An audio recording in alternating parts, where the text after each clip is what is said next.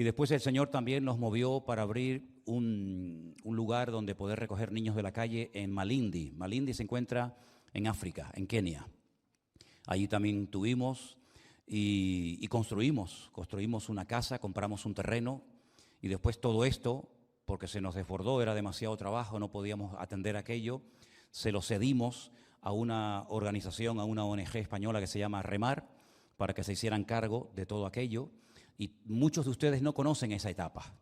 Muchos de ustedes no saben nada de aquellos viajes, de aquellas aventuras que hacíamos hace años, cuando a veces para ir a África, comprando los billetes más baratos, teníamos que ir por 3 continentes, dando tumbos, durmiendo en el suelo en un aeropuerto, durmiendo en Doha, en Qatar, durmiendo en cualquier parte y viajando de noche por aquellas carreteras africanas, casi diríamos que jugándonos la vida, porque la primera vez que lo hicimos, cuando se enteraron los africanos al día siguiente, nos dijeron: ustedes están locos, ¿cómo se atreven a viajar de noche con alguien desconocido? Más de 600 y pico kilómetros por carreteras de África, y fue realmente un tiempo también muy bonito, un tiempo extraordinario. Así es que vamos a recordar todo ese tiempo, todas esas aventuras, el próximo domingo, Dios mediante, como siempre a las 6:30 de la tarde. Por supuesto no podrán asistir todos, pero vamos a retransmitir el culto para que los que no puedan asistir, pues por lo menos lo puedan ver. Quiero recordarles a todos ustedes que tenemos un proyecto que consiste el próximo mes de mayo. Elena y yo estaremos saliendo, queremos visitar a todos los miembros de nuestra iglesia virtual del grupo número 3. Saben que la iglesia virtual es algo que nació en este tiempo de confinamiento. Cientos, miles de personas se han estado acercando al Señor y se han puesto en contacto con nosotros, y hemos ido formando diferentes grupos por naciones, por diferencias horarias. Y el próximo mes queremos visitar a los hermanos de España y vamos a ver hasta dónde podemos acercarnos de algunas partes de Europa. Estaremos viajando, estaremos haciendo, he calculado, entre 6.500, 7.000 kilómetros de distancia, de kilómetros, bautizando hermanos que se quieren bautizar, yendo a lugares donde hay hermanos que ya están con un cáncer terminal muy avanzado y que quieren pues conocernos y estar con ellos hasta el último minuto que el Señor les conceda de vida. En algunos casos llegaremos tarde porque ya algunas hermanas, concretamente una hermana que vive en la península, pues ya está en la presencia del Señor y ya no vamos a tener la oportunidad de conocerla personalmente. Pero yo les pido mucha oración, hermanos, para que el Señor nos proteja, para que el Señor nos cuide espiritualmente, físicamente en las carreteras, de noche viajando por esas carreteras, y que el Señor nos guarde de todo esto que está pasando, que podamos entrar y salir a todos los municipios, provincias, pueblos grandes, pueblos pequeños, y podamos visitar al mayor número posible de hermanos. Será nuestro primer viaje misionero para poder visitar a la iglesia virtual del grupo número 3. Todavía quedan centenares de hermanos que no podemos conocer en este año.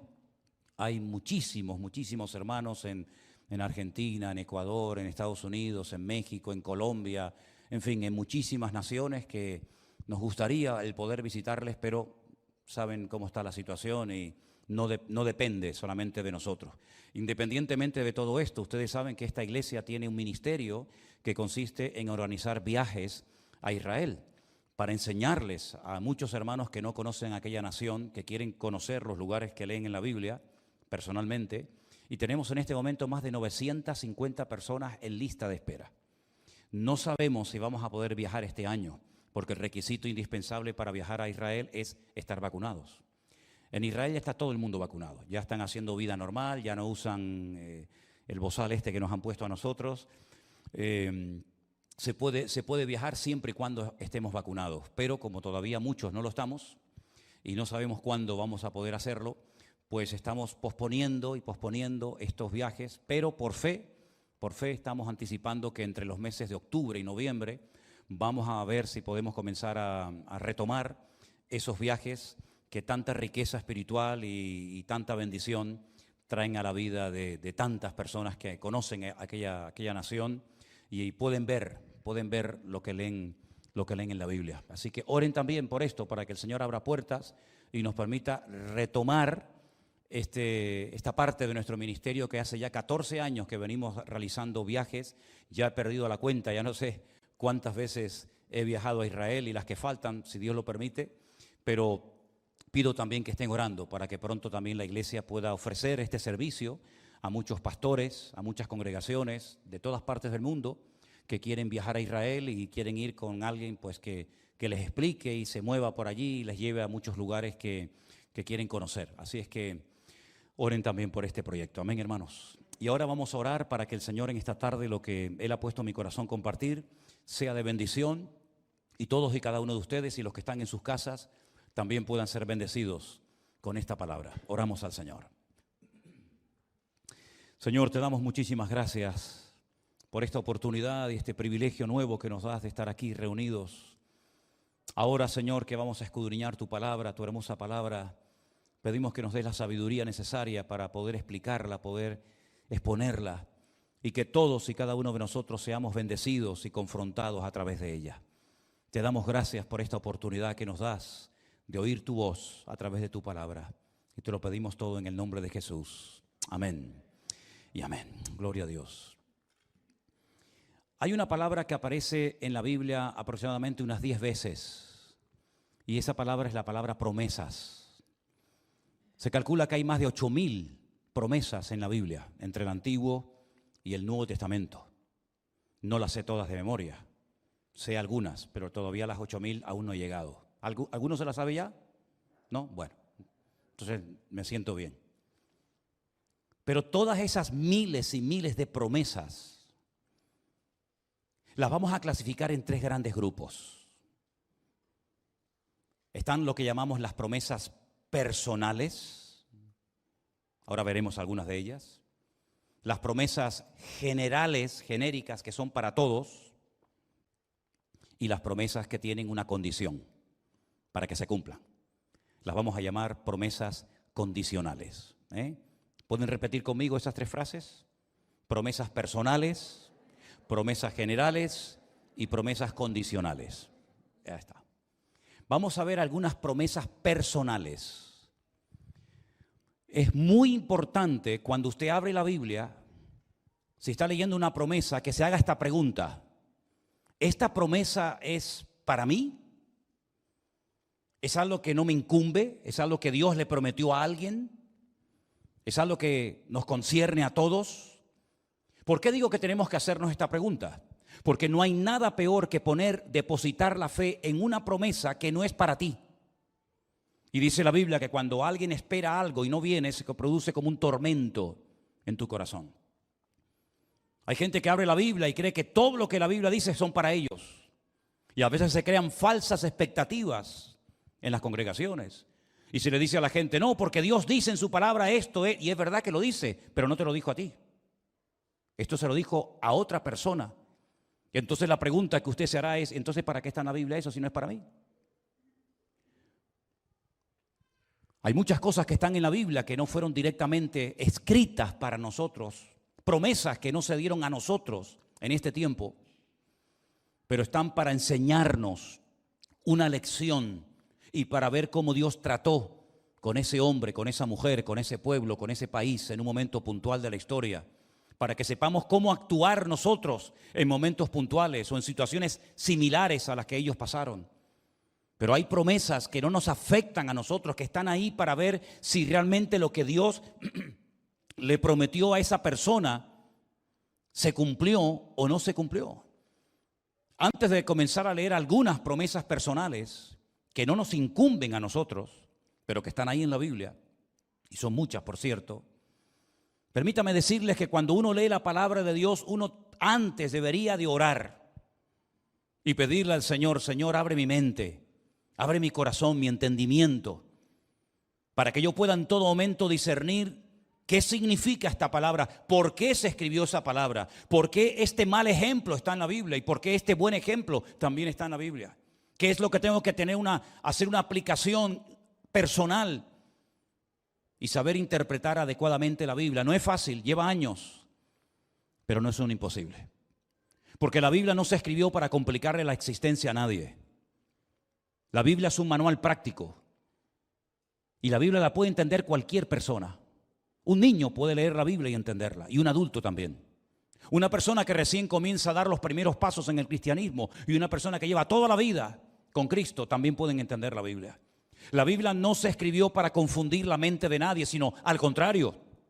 Es para abrirte la mente, para hacerte sabio, para quitar las escamas de tus ojos y para que sepas cómo comportarte en la edad que tienes, en la condición que tienes y en el lugar en el que te encuentras. Vamos a comenzar en Génesis capítulo 12, promesas personales. Vamos a analizarlas en esta tarde. Génesis capítulo 12, versículo del 1 al 3 dice: pero Dios le había dicho a Abraham, fíjense el tiempo del verbo, le había dicho, no se lo está diciendo por primera vez, se lo está recordando más bien. Ya Dios le había dicho a Abraham: vete de tu tierra y de tu parentela. Lej lejá, dice en el hebreo. Vete para ti, sería la traducción literal en castellano, pero suena mal, ¿no? Vete para ti, es como decir, vete porque tú mismo, obedeciendo el mandato, te vas a hacer un favor a ti mismo. Más o menos así sería la traducción. Vete de tu tierra y de tu parentela y de la casa de tu padre a la tierra que te mostraré. Haré de ti una nación grande y te bendeciré y engrandeceré tu nombre y serás bendición. Bendeciré a los que te bendijeren y a los que te maldijeren maldeciré, y serán benditas en ti todas las familias de la tierra. ¿A quién le dijo el Señor esto? ¿A quién le prometió esta palabra? A Abraham. La condición era que tenía que irse lejos de su tierra, de su parentela, de sus amigos, de sus familiares, dejarlo todo. Si tú lees este versículo una mañana buscando la voluntad de Dios, tú no puedes decir, bueno, ahora Dios me está diciendo que deje mi padre, mi madre, mi esposa, mi marido, mis hijos, todo, y me vaya, sabe Dios a dónde, para que Dios me bendiga y me dé una tierra y sea un hombre de bendición. Es que eso no te lo está diciendo a ti. Si tú te aplicas esa palabra, esa promesa, ese pacto que Dios está haciendo con el patriarca Abraham, puedes cometer los peores errores e equivocaciones de tu vida. Porque a ti el Señor no te está diciendo directamente con su palabra: deja tu familia, deja tu matrimonio, deja tu familia y vete a un país extranjero. Eso no lo puedes interpretar así, porque estarás cometiendo la peor equivocación de tu vida. Eso se lo dijo Dios a Abraham, es una promesa personal, pero eso no se lo dijo a Job, eso no se lo dijo a Pablo, eso no se lo dijo a Pedro, ni a David, ni a Moisés. Eso fue una palabra específica para este hombre. Porque el trato de Dios con el ser humano es personal. ¿Cuántos dicen amén? Dios es un Dios personal. Hay gente que no termina de entender esto. Es verdad que Dios trató con una nación llamada Israel durante siglos. Pero ya Dios se ha acercado de tal manera al hombre que ahora el hombre puede tener una comunión, una relación, puede tener intimidad con el hombre.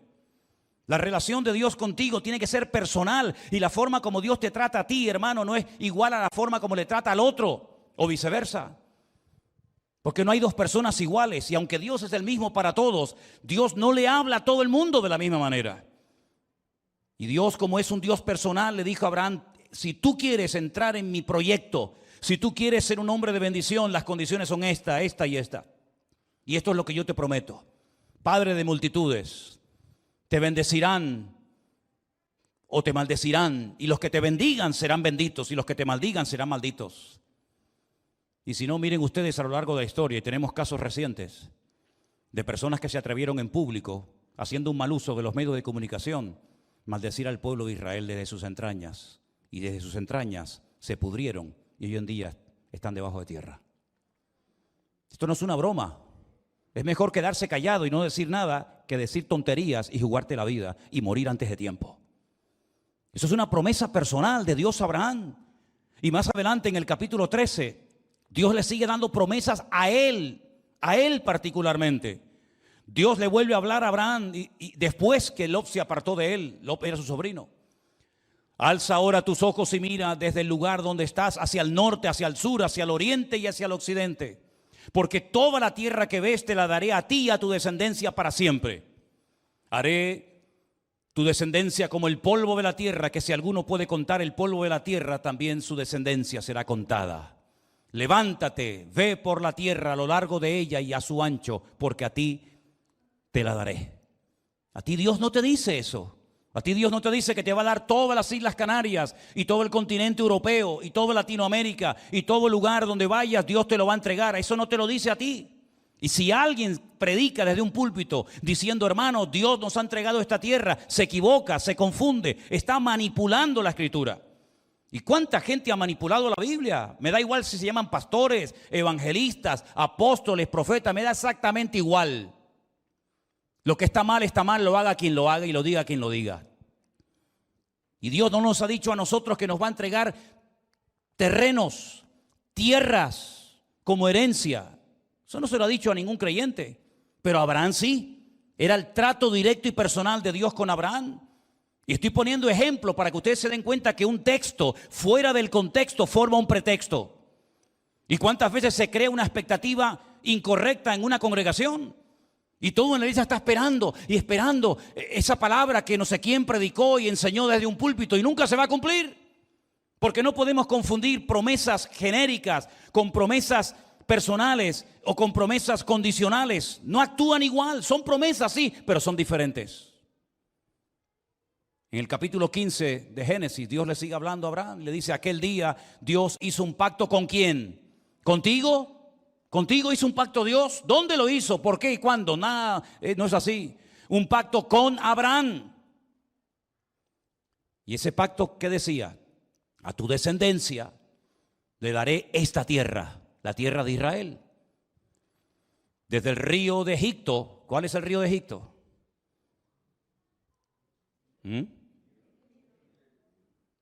El Nilo, ¿no?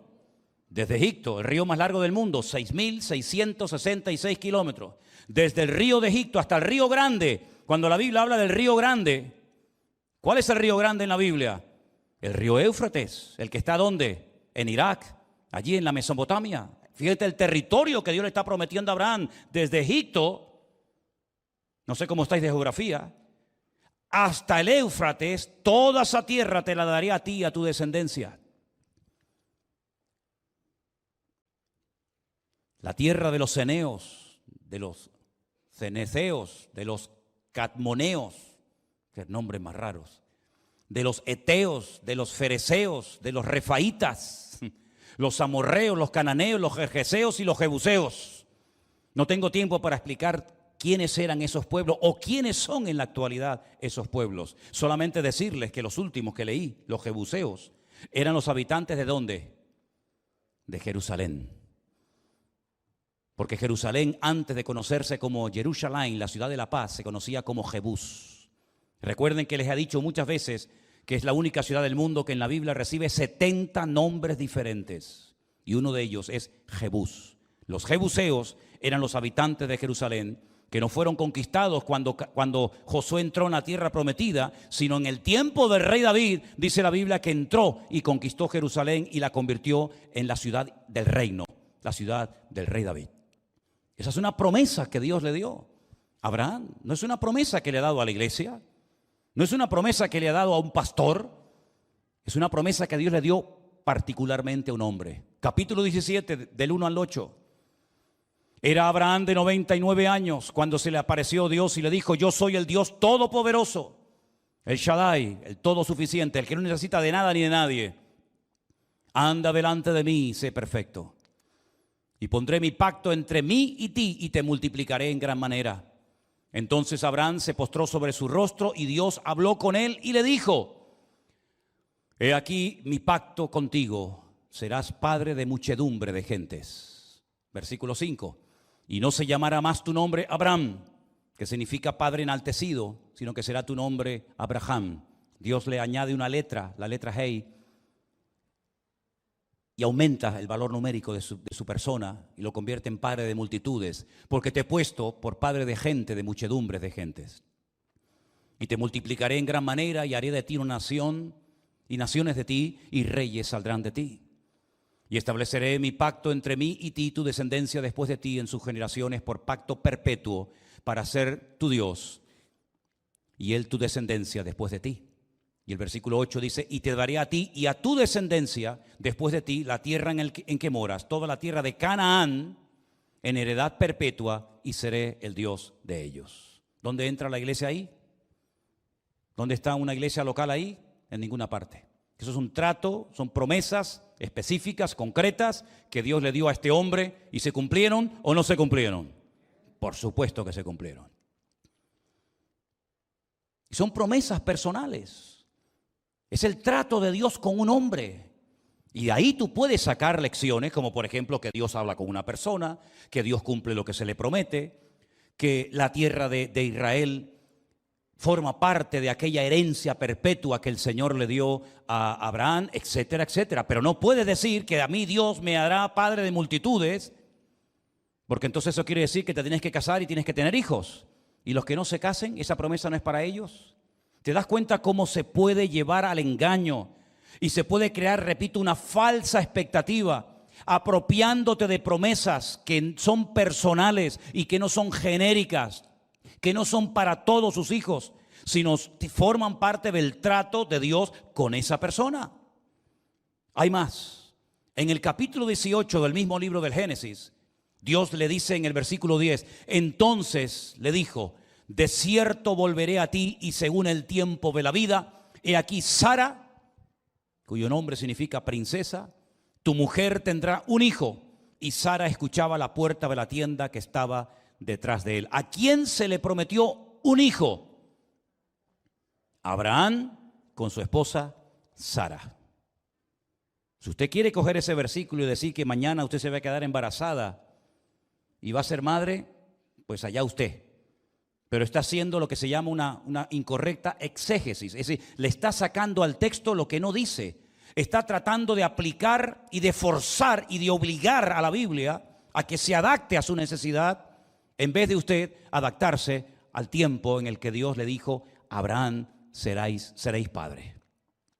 Y por eso es muy importante que usted cuando lea la Biblia a partir de ahora, usted le pregunte a la Biblia, usted hable con el texto y le haga preguntas. ¿A quién se le dijo eso? ¿Por qué se le dijo eso? ¿Cuándo se le dijo eso? ¿Dónde se le dijo eso? Esta es una promesa genérica, personal. Todo eso se lo tiene usted que preguntar al texto. Y eso es lo que se llama hacer una correcta exégesis. Y no es coger la Biblia y Tim Marín de Dos Pincue de Cucaramaca, la titri fue aquí, esto Dios me dijo a mí. No, eso no es así, eso no es así. Eso actúan los niños, los infantiles, los que no tienen dos dedos de frente, los que no han madurado, ni quieren madurar, ni quieren crecer, los que van a la Biblia como si fuera una especie de la tabla, la ouija, ¿no? Ahora pongo el dedo aquí, mañana lo pongo allá y mañana sabe Dios dónde lo pongo. No es así, no es así la forma correcta de un hijo de Dios tratar con su padre. Dios es un Dios personal y eso es lo que Dios quería para Abraham y para usted.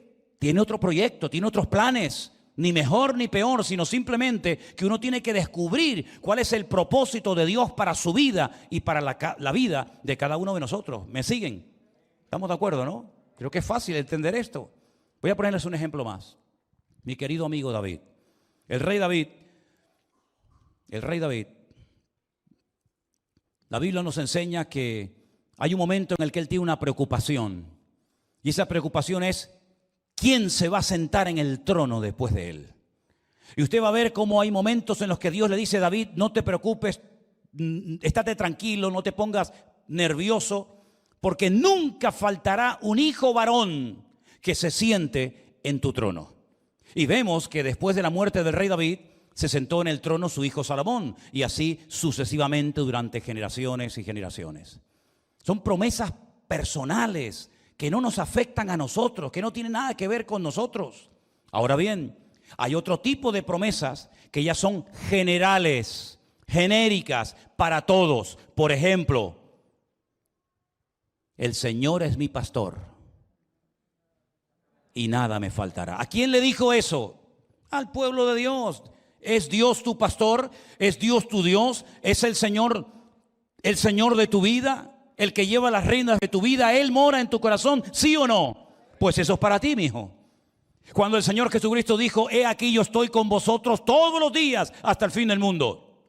Se lo dijo a sus discípulos que representaban en ese momento a la iglesia del Señor, a todos los creyentes a lo largo de la historia. Puedo yo decir hoy y puedo estar convencido de que Dios estará conmigo en la juventud, cuando sea mayor, cuando tenga salud, cuando esté enfermo, cuando esté bien, cuando esté mal, cuando me aplaudan, cuando me critiquen, cuando me calumnien, cuando vengan y dejen de venir. Puedo decir hoy yo, Dios estará conmigo todos los días hasta el fin del mundo, ¿sí o no?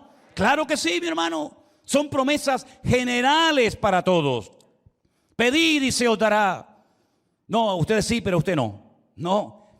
Buscad y hallaréis, llamad y se os abrirá. Todo el que pide recibe, todo el que busca halla, todo el que llama se le abrirá. Son promesas para todos y gloria a Dios por esas promesas. Amén, hermanos. Gloria a Dios por eso. Clama a mí y yo te responderé y te enseñaré cosas grandes y ocultas que tú no conoces.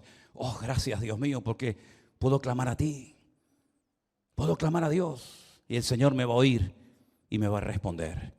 Y si yo preguntara en esta tarde, dígame algunos de ustedes promesas genéricas, promesas que afectan, que incluyen a todos, seguramente estaríamos toda la tarde y toda la noche mencionando una y otra, porque si hay algo que todo creyente sabe es pedir y aprenderse promesas de la Biblia. Eso sí que se lo aprenden al momento.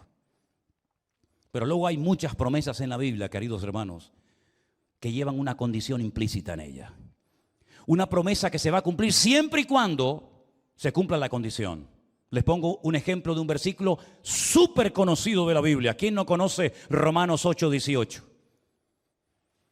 ¿Alguien lo sabe? Claro, si lo pones así de fácil lo va a decir todo el mundo. Y sabemos que los que aman a Dios, todas las cosas les ayudan a bien. ¿Sí o no? Lo sabemos porque la Biblia dice, sabemos, tú tienes que saber eso.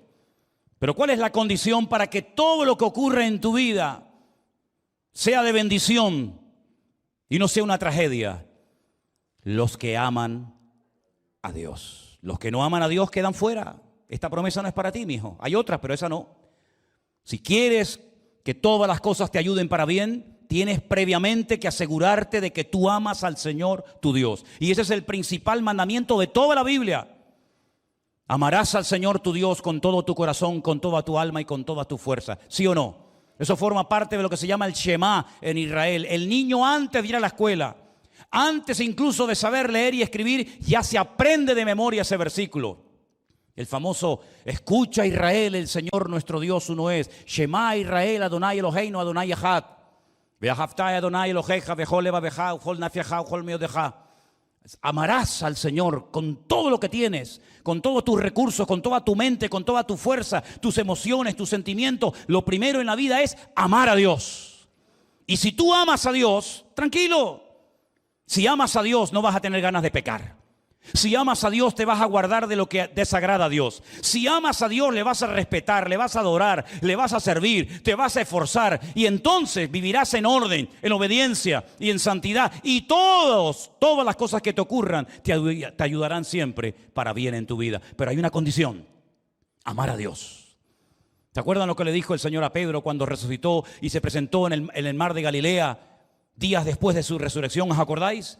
Días atrás Pedro había dicho, no le conozco, no sé quién es, no quiero saber nada de este hombre. Apostató, dio un paso atrás. Y el Señor Jesucristo cuando resucita le dice a las mujeres, díganle a mis discípulos y a Pedro,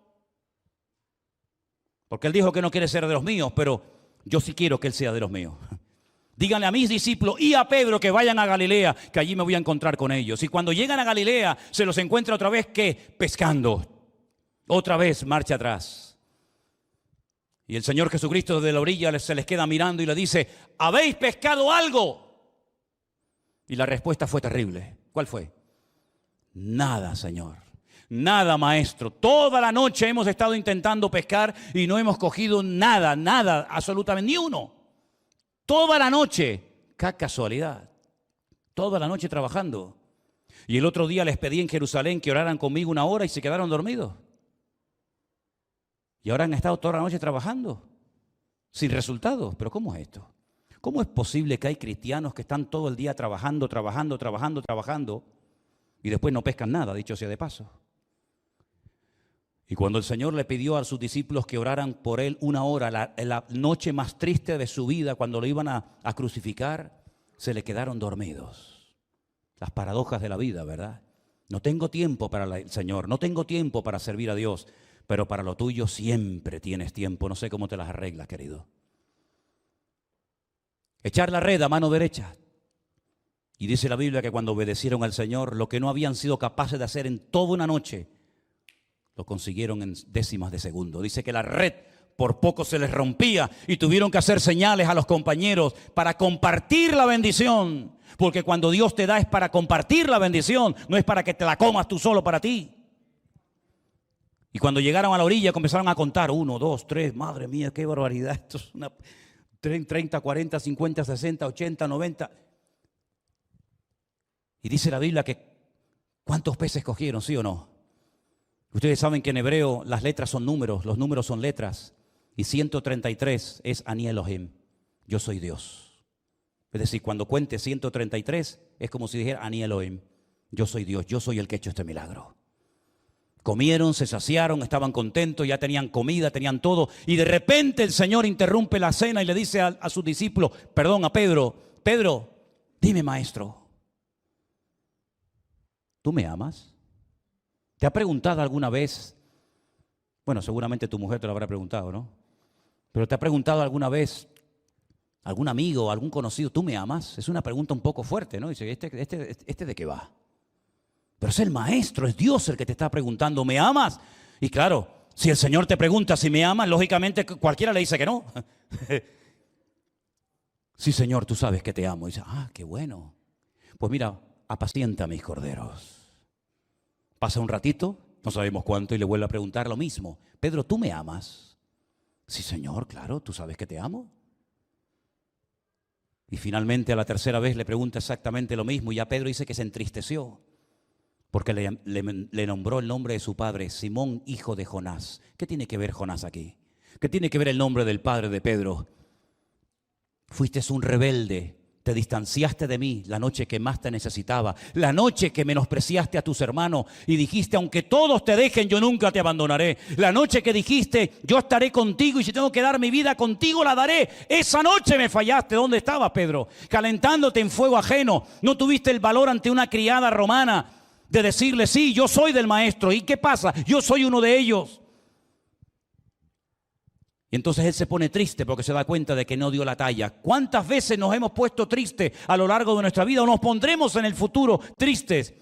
Porque las demandas del Señor no somos capaces de cumplirlas y nos vemos incapaces e impotentes de llegar a semejante nivel de santidad, de amor o de compromiso con el Señor. Pero el Señor restaura a Pedro. Porque Dios no solamente murió en la cruz por los pecadores, sino también para restaurar a todos aquellos hombres y mujeres que han metido la pata y se han apartado de los caminos del Señor y se han revolcado como cerdos en el pecado del mundo y le han dado las espaldas al Señor. Dios también te sigue amando a ti, porque Dios no solamente murió por los pecadores, sino para restaurar a la gente que le ha dado la espalda al Maestro. Y hoy te llama el Señor, venid a mí, los trabajados y cargados, que yo os haré descansar. Y es entonces cuando Pedro reconoce que el Señor lo que está buscando no son personas que canten bien, no son personas que sean grandes predicadores o grandes oradores, sino personas que le amen. Porque una persona que ama es una persona que está dispuesta a hacer cualquier esfuerzo o sacrificio por el Señor. Porque una persona que ama hace locuras. Porque una persona que ama es una persona que ha salido de sí misma y su preocupación y anhelo es bendecir y ayudar y expresar su amor por los otros. Y eso es lo que Dios está buscando hoy en día. Gente que le ame al Señor. Gente que ame, no que quieran títulos y que quieran cargos y que quieran figurar y aparentar y quítate tú para que me vean a mí. No, Dios no busca ese tipo de personas. Dios busca hombres y mujeres, jóvenes, familias enteras que diga el Señor, este hombre me ama. Este hombre sonríe y me alaba y me adora en la adversidad, en la enfermedad, en la tristeza. Este hombre es un hombre inquebrantable. ¿Por qué? Porque un hombre que ama a Dios es una persona fiel, que está dispuesto a dar la vida por el Señor si el Señor se lo pide. ¿Cuántos dicen amén? ¿Cuántos amamos al Señor en esta noche? ¿Cuántos amamos a Dios? No cuánto queremos beneficiarnos de Dios, sino cuánto le amamos a Él. Como dijo aquel, aunque tú me mates, yo te voy a seguir adorando, porque yo sé que mi Redentor está vivo. He enterrado esta semana a mis 7 hijos. He enterrado a mis hermosas hijas. He perdido todo mi patrimonio. Mi esposa me ha abandonado criticándome y invitándome a que blasfeme el nombre de Dios. He visto cómo todos mis animales se han muerto en el campo, mis cosechas se han echado a perder. Cómo mis amigos me cuestionan y me critican diciendo, algo malo habrás hecho para que te vaya la vida tan mal. Pero me da exactamente igual lo que me hagan, lo que me digan, cómo me siento, me deje de sentir. Yo sé que mi Redentor está vivo y cuando yo me despierte de la muerte, yo lo veré porque sé que mi Redentor vive. ¿Cuántos dicen amén? Eso es un hombre que ama a Dios. Ese es el tipo de persona que Dios busca. Aleluya. Ahora bien, Estamos viviendo tiempos en los que hay que demostrarle a Dios, no con palabras, porque las palabras son enanas, pero las obras son gigantes. Y Dios lo que busca son gigantes, hombres y mujeres, que sepan cómo batallar en estos tiempos y cómo obtener resultados y cómo no desmoronarse ni venirse abajo. Esta lectura que voy a leer esta tarde, se ha leído en esta tarde desde el mismo púlpito y se encuentra en Mateo capítulo 6. Y son palabras de nuestro Señor Jesucristo que deberíamos de aprendernos todos de memoria, y más en estos tiempos en los que nos ha tocado vivir. Yo os digo, no os afanéis por vuestra vida.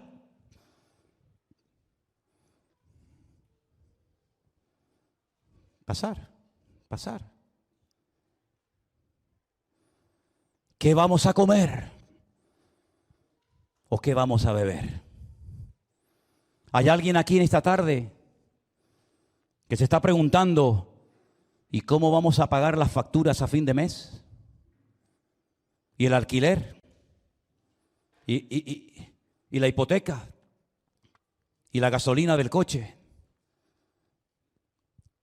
Eso es lo que significa, no os afanéis por vuestra vida, lo que habéis de comer o lo que habéis de vestir.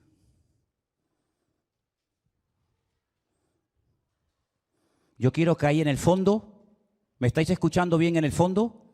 Siéntense. Las dos, ustedes, siéntense. Esto tienes que escucharlo. Yo les voy a decir a ustedes lo que tienen que hacer cuando te vengan a la cabeza estas preguntas, que todos las hemos hecho en nuestra vida. Y te voy a poner un ejemplo.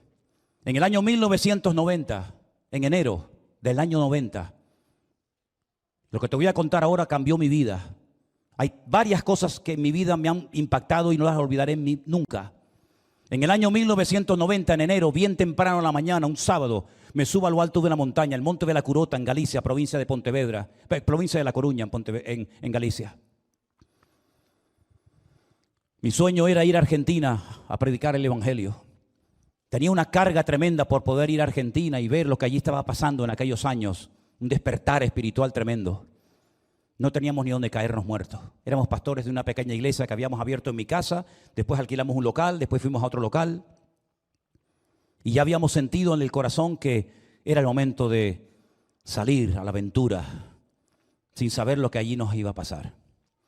Teníamos un coche que me había regalado mi suegro, un Volkswagen Golf, pero no tan bonito como el que tiene Mario. 4 modelos atrás, el más sencillito. Yo no soy tan rico como Mario. ¿Y saben qué? Mi intención era venderlo y con lo que me dieran, comprar unos pasajes para Elena, para Priscila, que tendría... ¿Qué edad tenías en el año 90? 3 años. La gandula aquella, la gigante aquella, 3 años tenían en aquellos años. Y en aquellos años había gente que venía a España y se quedaban. Y después, lo que le voy a contar ahora dirán, pero ¿eso pasó en España? Y tanto. La gente ponía en el periódico, vendo billetes de vuelta a Argentina, a Venezuela y a muchos lugares. Y nosotros compramos billetes que no llevaban nuestro nombre. Pero tenía que buscar el billete de una mujer, de una niña y de un hombre. Y entonces fuimos al aeropuerto de Barajas. Esa persona metía las maletas y si el avión se caía, Manolo, Elena y Priscila nunca habían muerto porque nunca supuestamente se habían subido al avión, sino aquellas 3 personas que nos dieron su tarjeta de embarque. Así viajamos a Argentina en junio del año 1990. Pero mis planes eran vender mi coche, comprar los billetes y marcharme a Argentina a vivir por fe. Al día siguiente yo iba a predicar acerca de este mismo pasaje. No os afanéis por vuestra vida, que habéis de comer, que habéis de beber, ni por vuestro cuerpo, que habéis de vestir. ¿No es la vida más que el alimento y el cuerpo más que el vestido? Mirad las aves del cielo que no siembran, ni ciegan, ni recogen en graneros, y vuestro Padre Celestial las alimenta. ¿No valéis vosotros mucho más, hombre de poca fe? De todo este pasaje yo iba a predicar. Y cuando bajaba por la montaña, al final de una recta, en una curva, habían echado lo que llamamos aquí en Canarias picón, esa piedrecita en el asfalto. Y cuando quise tomar la curva a la derecha, el coche me patinó y me caí al vacío. Esa sensación de que estás cayendo es como ir en la montaña rusa, ¿no? Aunque en la montaña rusa sabes que de alguna manera vas a llegar de donde saliste, pero yo no sabía dónde iba a caer. Esa sensación de caer al vacío y pensar, Dios mío, es mi último día de vida. Grité con todo mi corazón, me agarré al volante, no llevaba el cinturón. Grité con todo mi corazón, Señor, sálvame. Y en ese momento, ¡pum!, el coche se detuvo, quedó así, de morro. Los limpiaparabrisas entraron para adentro, el cristal salió entero y me cortó por aquí, por la cabeza. Sangraba por la cara. Y yo pensaba que era la gasolina del coche lo que me estaba cayendo en la cara, pero así. Digo, no sabe a gasolina. Y cuando me miré, era sangre. Me empecé a tocar así, fuerte, por si me había roto algún hueso. Digo, estoy vivo. Caí en la rama de un árbol. La rama del árbol me frenó, se partió y entonces el coche quedó así, incrustado así, totalmente así de punta. Por algunos momentos pensé que había llegado al árbol de la vida. Pero no era el árbol de la vida. Ahí me iba a empezar la vida. Comencé a subir el barranco como pude y después de un buen rato pasaba por allí un señor con un tractor que venía de arar las fincas y le hice señales. Y le pedí que me llevara al pueblo. Y me dijo, ¿pero tú de dónde vienes? Digo, es que acabo de tener un accidente. Me dijo, ¿pero dónde está el coche? Digo, ahí abajo. Y el hombre miró y me dijo, ¿tú saliste de ese coche? Digo, sí. Digo, pero necesito que con el tractor, por favor, baje y me lo saque porque tengo que llevarlo a arreglar. Yo tenía la obsesión en mi cabeza, tengo que venderlo, los billetes, tengo que ir a Argentina. Fíjate qué tremendo.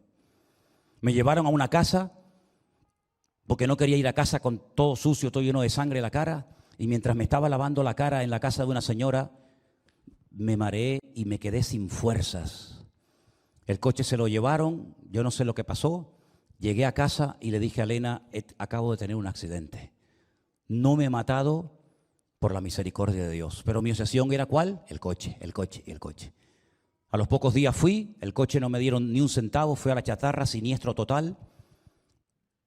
El coche quedó para la chatarra y no me dieron absolutamente nada. Pero yo el 31 de enero de 1990 ya tenía previsto despedirme de la iglesia y me despedí con una mano delante y una mano detrás, sin nada.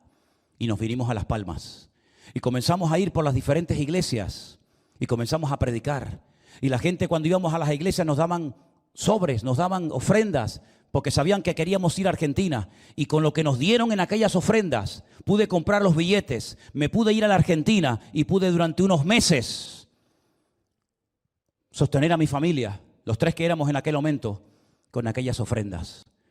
A los pocos días me dicen, todos los martes en la ciudad de Rosario, provincia de Santa Fe, Argentina, se reúnen los pastores. Sería bueno que vinieras y te presentaras y dijeras quién eres y por qué estás aquí. Y le dije, vale. Fui por primera vez a una reunión de pastores en Argentina y cuando llegué me presentaron y un pastor llamado Juan Herrera, no sé si vive todavía, presidente de la Unión de las Asambleas de Dios en Rosario, me dijo, bueno, vamos a dejarle al gallego. Decía, ¿quién es el gallego? Vamos a dejarle al gallego que nos comparta la palabra a los pastores. Ese fue mi primer compromiso en Argentina, predicarle a los pastores. Cuando salí de esa reunión tenía la agenda llena para 3 meses de predicaciones todos los días. En aquellos tiempos se predicaba todos los días se predicaba. Llegué a casa y le dije, Elena, me ha pasado algo increíble. Mira, tengo la agenda, tengo la libreta llena por 3 meses para predicar todos los días. Y Elena, como buena gallega, me decía, no te habrás equivocado. No serán 3 días. Digo, no, 3 meses. 3 meses. Y claro, cuando ibas a una iglesia, después te invitaba a otra y otra y otra y otra. Y así nos pegamos 1 año y medio viviendo totalmente por fe en Argentina.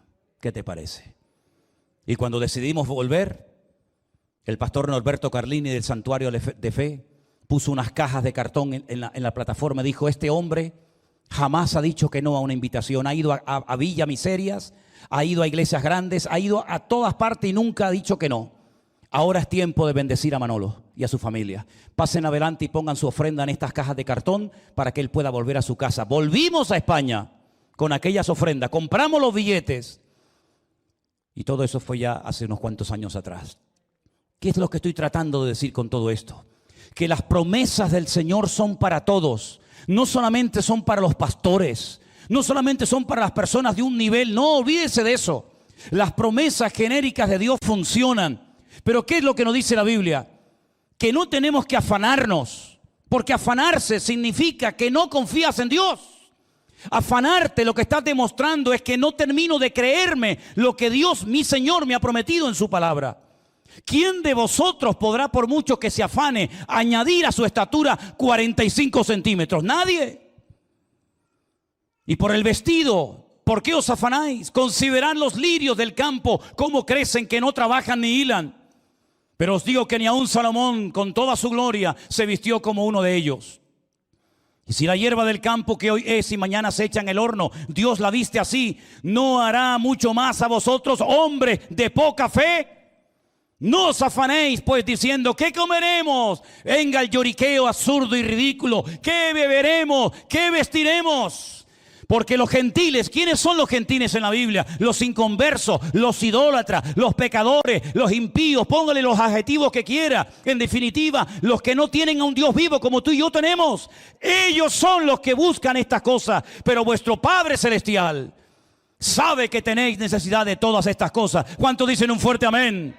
Buscad primeramente el reino de Dios y su justicia, y todas las demás cosas os serán añadidas.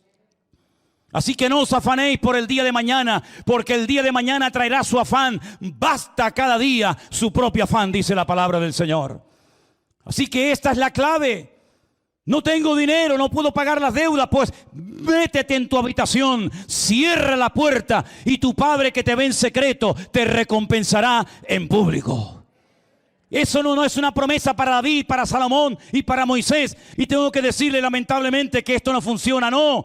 Tengo la dicha y el gozo y la alegría en esta tarde y la satisfacción de decirle que cuando tú como hijo y como hija de Dios, con tu carga, con tu presión, con tu tristeza, con tu afán y con lo que tú quieras, entras en tu habitación, no llamas a nadie, no le escribes a nadie, no le lloriqueas en el hombro a nadie, cierras la puerta, te pones si quieres de rodillas como yo hago y le dices, Señor, no tengo para comer, no tengo para pagar la comida de los niños, no tengo para el teléfono, no tengo para la gasolina, no tengo para alquiler. Tu Padre que te ve y te oye en lo secreto te recompensará en público. Eso es lo que dice la palabra de Dios.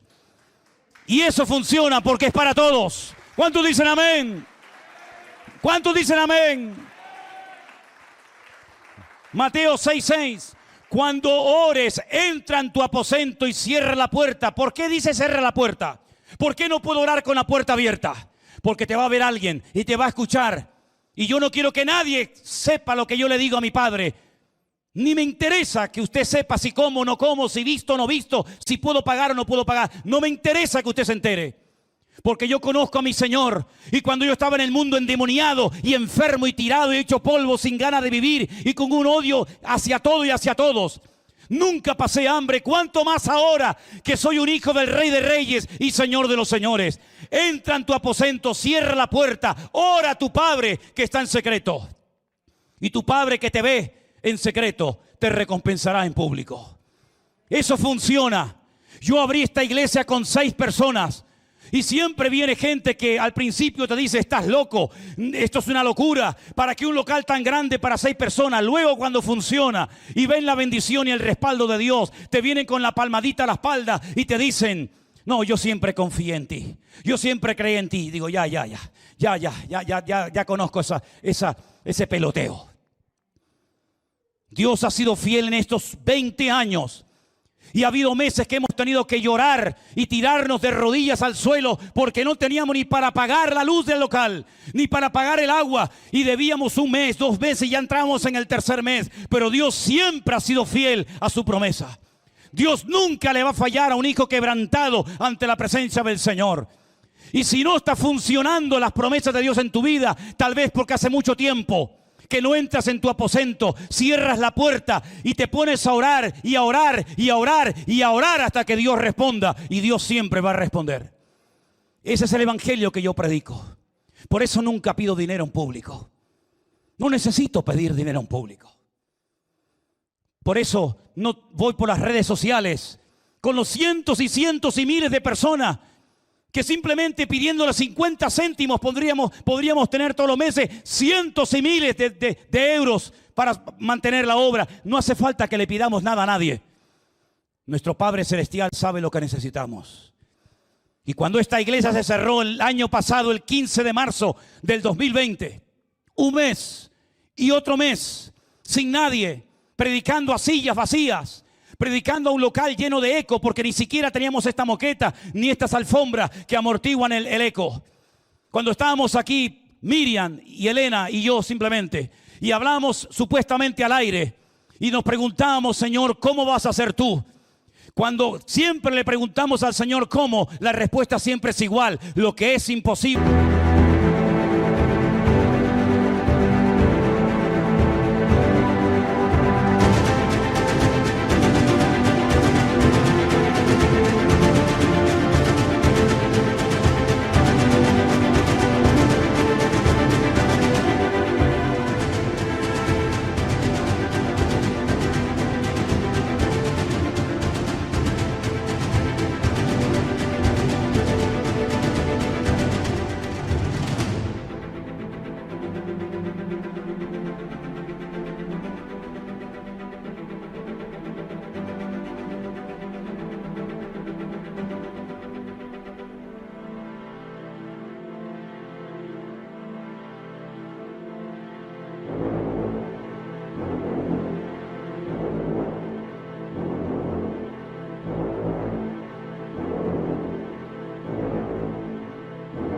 Para los hombres es posible para Dios. Sin diezmos, sin ofrendas, sin ayuda de nadie, sin el rastro abierto durante meses, el Señor comenzó a suplir y ayudar. Y cuando ustedes vinieron a la iglesia, se encontraron sillas nuevas, se encontraron cámaras nuevas, se encontraron equipos de sonido, se encontraron moquetas. ¿Por qué? Porque el Señor tocó el corazón de miles y de miles de hermanos nuestros en todas partes del mundo, para la gloria de Dios. Ese es nuestro Dios. Ese es nuestro Dios.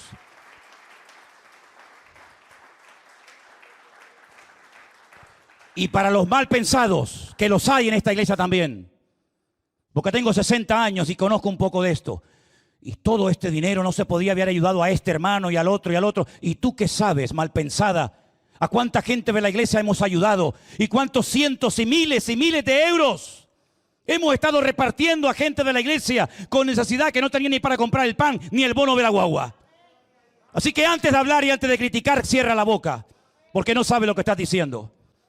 Y si te cuesta dar a la obra de Dios, no des ni un duro a partir de ahora, porque no necesitamos depender de los hombres. Yo he aprendido a depender de mi Dios, y yo sé lo que es sentarme a una mesa con mi mujer en Burgos, Medina de Pomar, hace años, con el plato, con el vaso, el tenedor, la cuchara y nada para comer, ni siquiera para poder comprar una miserable bombona de gas para poder hacer comida, que ni siquiera la teníamos.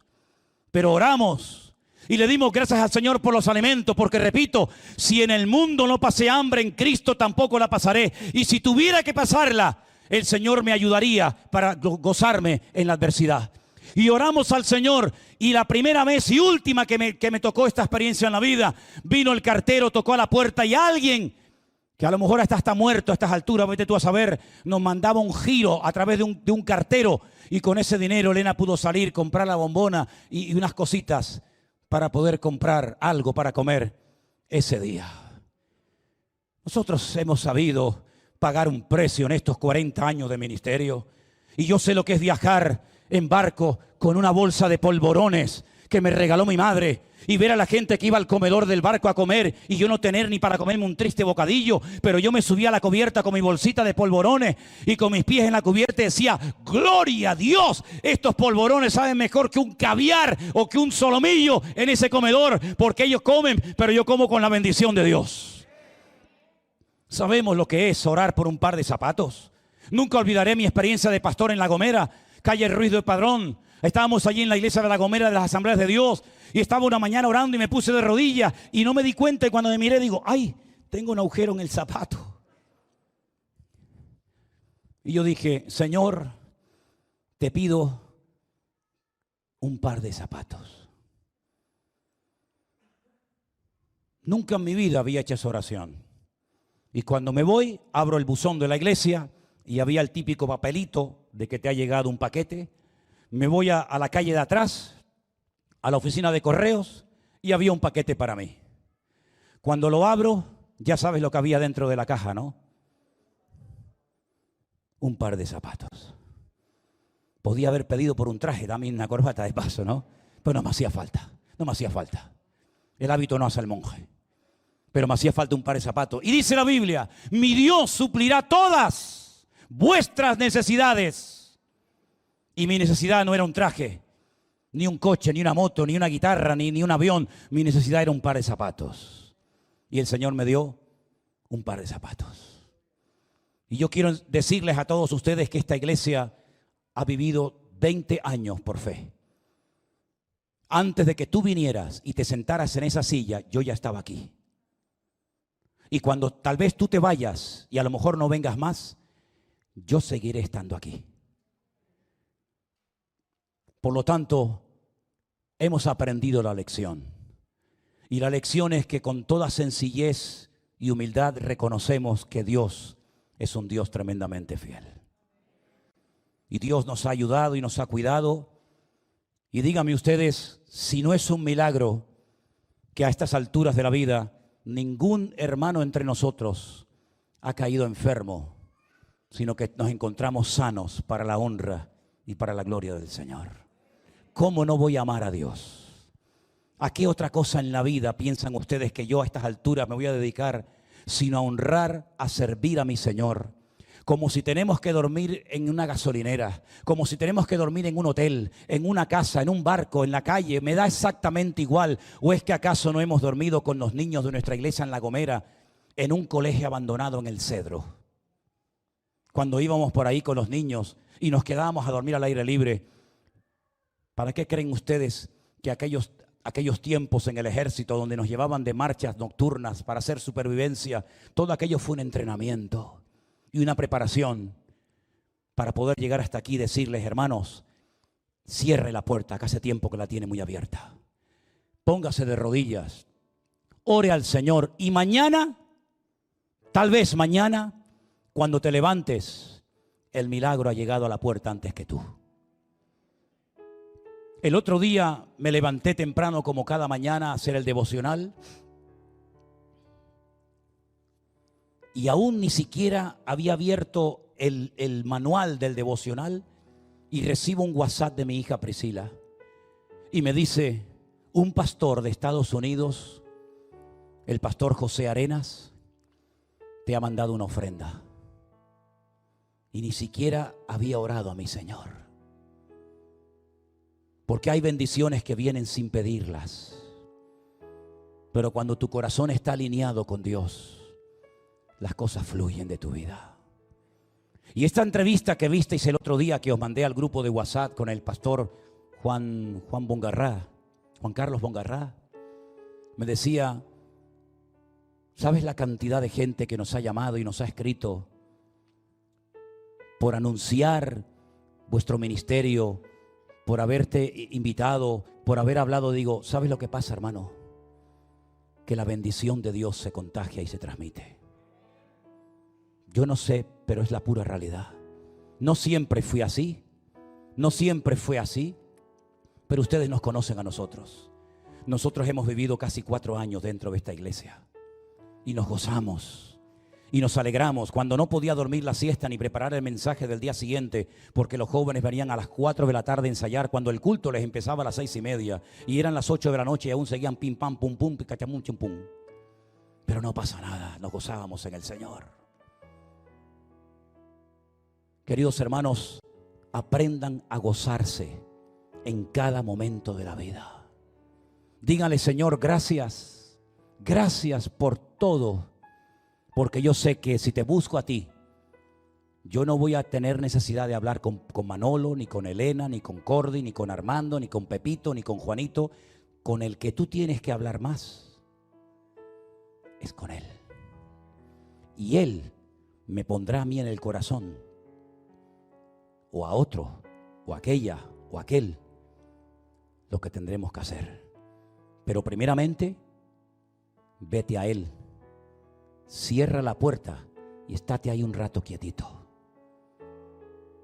El Señor me enseñó que sin coche y a punto de perder la vida, Él me llevó a miles de kilómetros de mi casa y nos sustentó milagrosamente durante mucho tiempo en Argentina. Nos recorrimos más provincias de Argentina que muchos de los que son de allí, porque la bendición de Dios se tiene que notar en nuestras vidas. Porque la bendición de Dios es una realidad. Y en estos tiempos son los ideales. Nunca hemos tenido una oportunidad mayor y mejor para ver la fidelidad y la bondad de Dios que en estos tiempos. Yo quiero que ustedes se acostumbren a depender de Dios. Yo quiero que tú te acostumbres a llorar y a llorar delante de la presencia del Señor, como lloraba el Señor en el Getsemaní. Pero cuando salía aquel león rugiente y triunfante que venció a la muerte y al diablo en la cruz del Calvario. Ese es nuestro Dios. ¿Tú te crees que vas a tener más preocupación y más carga por tus hijos que nuestro Dios? Si vosotros, siendo malos, sabéis dar buenas dádivas a vuestros hijos, de tal manera que si tu hijo te pide un pan, nunca le vas a dar una piedra, un pescado, un escorpión. ¿Cuánto más, mi Padre? So I'll cherish every moment, every day. For your love has lit my path in everywhere. In the tender touch of your hand, I find the strength to rise and stand. Through every trial, every tear we've shed, your love's been the shelter where I find my bed.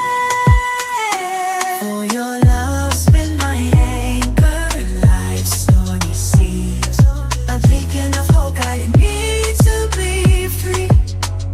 So I'll cherish every moment, every day. For your love has lit my path in every way. With gratitude in my soul, I'll sing this song. For the love we share is steadfast and strong. Padre Celestial, dijo el Señor, os dará las cosas que ustedes necesiten. ¿Cuánto más? ¿Te sabes mover en este terreno? ¿Te sabes mover en este área? Acostúmbrate, porque el mundo irá de mal en peor, pero la iglesia irá de gloria en gloria, y de victoria en victoria, y de bendición en bendición.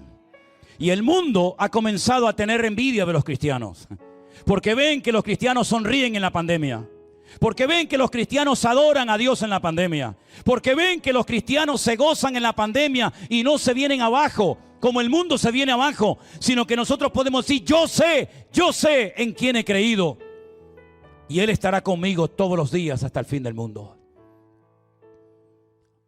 ¿Ha quedado claro el mensaje? ¿Tenéis necesidades? Todos. Pues ya sabes lo que tienes que hacer. Te encierras en la habitación. Si te tienes que acostar antes, lo haces. Cierras la puerta, apagas el móvil, quitas el teléfono, el internet, todo lo que te pueda molestar, y te pones ahí de rodillas el tiempo que sea necesario. Pero cuando te levantes y digas eso de en el nombre de Cristo, amén, sonrisa que te pego, gloria a Dios y aleluya, que el Señor está a punto de hacer un milagro en mi vida. ¿Cuántos lo creen?